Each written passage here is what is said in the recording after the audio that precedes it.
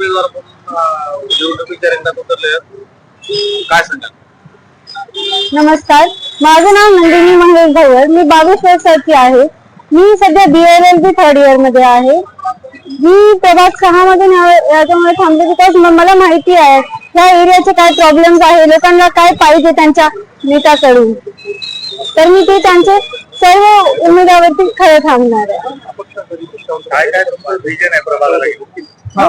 माझं विजन आहे की मी प्रभागाला सुरक्षित आणि निर्वहन करेन.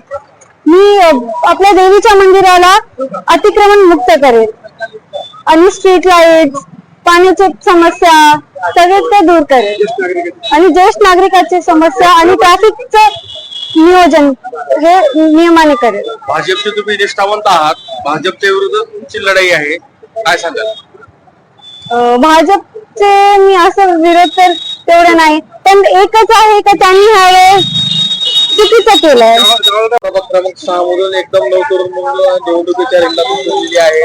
आपण भारतीय जनता पार्टीकडून उमेदवारी अर्ज मागितला होता, परंतु आपल्याला मिळाला. निष्ठावंत कार्यकर्ते म्हणून आपण अपक्ष उमेदवारी लढत आहेत, कसं बघतो त्याच्याकडे? मुळात विषय असा झालेला आहे, भारतीय जनता पार्टीला यावेळेस उमेदवार हे आयातच करायचे होते आणि त्यांना आमच्या निष्ठावंताची त्यांना गरज राहिलेली नाहीये. त्यांना फक्त आणि फक्त त्यांचा लोभ आणि स्वार्थ साधायचा आहे. त्याच्यामुळे त्यांनी आमच्यासारख्या निष्ठावंतांना भरपूर ठिकाणी लावलेला आहे. आज लातूरमध्ये आम्ही जवळपास 23 निष्ठावंत आमच्या न्याय हक्कासाठी आणि आमच्या निष्ठेला न्याय मिळावा यासाठी आम्ही लढाई करत आहोत. एकदम लवकर असे उमेदवार आहेत, काय विजन असणारे प्रभागासाठी? वेल एज्युकेटेड आहेत, उच्च शिक्षित आहेत. प्रभागासाठी माझा सर्वात महत्वाचा विजन आहे, आपल्याला गोलाई अतिक्रमण मुक्त करायची आहे आणि जगदंबा देवीला जो अतिक्रमणाचा विळखा पडलेला आहे त्यामधून जगदंबा देवीला मुक्त करायची आहे. त्याचबरोबर मेन रोडवर होणारी ट्रॅफिकची समस्या आणि जे गांधी चौक ते गोलाईमध्ये फुटपाथवर पूर्ण अतिक्रमण झालेलं आहे, हा फुटपाथ पदचाऱ्यांसाठी मोकळा करून द्यायचा आहे. त्याचबरोबर प्रभागामध्ये अगोदर रस्ते बनवले, त्याच्यानंतर ड्रेनेज लाईनसाठी ते खोदून टाकले आणि परत आता ते रस्ते ठिगळ मारणं चालू आहे. ते रस्ते व्यवस्थित करून नागरिकांना सुलभतेने प्रवास करता यावा, नागरिकांच्या दैनंदिन जीवनामध्ये सुलभता यावी यासाठी माझा प्राधान्य असेल. महिलांच्या सुरक्षेसाठी काही वेगळे उपाययोजना करणार का? CCTV कॅमेरा लावायचा आहे. त्याचबरोबर प्रत्येक झोन वाईज पोलीस चौकीची व्यवस्था करायची आहे आणि पोलीसची गस्त, टू व्हीलरवरती पोलीस गस्त करतात, तो टू व्हीलरची गस्त वाढवायची आहे प्रभागामध्ये. अतिक्रमण मुक्त गोलाई हा आमचा प्रमुख मुद्दा असेल. प्रभाग क्रमांक 6 मध्ये उमेदवाराच्या प्रचाराला आलेल्या आहेत. आपण संघाचे आहात, भाजपचे आहात.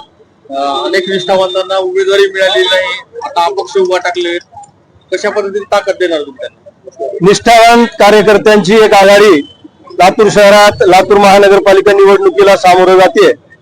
आपल्या सगळ्यांना आम्ही निष्ठावंत त्या प्रभागातून कोणत्या कोणत्या कारणांमुळे उभं राहिलेलो आहोत निवडणुकीत ते सर्वश्रुत आहे.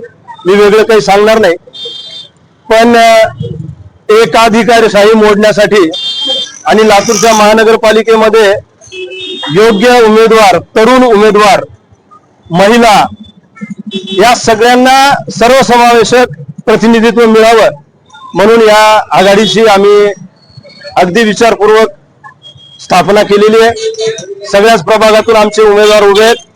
त्यातल्या त्यात प्रभाग क्रमांक 6 मधून अत्यंत युवक अशी उमेदवार आणि महिला अशी उमेदवार आपल्याला या निवडणुकीत आपल्याकडे मत मागायला येणार आहे. युवकांना राजकारणात संधी द्यावी हे अगदी नरेंद्रभाई मोदींपासून ते देवेंद्रजींपर्यंत सगळ्यांची मनस्थिती राहिलेली आहे.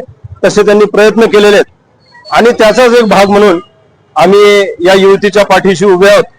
त्यांचे वडील आमचे भारतीय जनता पक्षाचे पदाधिकारी आहेत आणि ह्या सगळ्या ह्याच्यामध्ये निवडणुकीच्या धामधुमीत कुणालाही असं वाटू नये की हा उमेदवार भारतीय जनता पक्षाच्या विरोधात आहे, हा भ्रष्टाचाराच्या विरोधात आहे, हा बाहेरून आलेल्या उमेदवारांच्या विरोधात आहे, हा काँग्रेसमधून इम्पोर्ट केलेल्या उमेदवारांच्या विरोधात उभा आहे.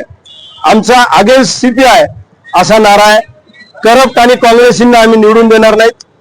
पी म्हणजे पॅराशूटला आम्ही निवडून देणार नाहीत, जे अचानक आमच्या वार्डामध्ये प्रभागामध्ये येऊन उभं राहिले.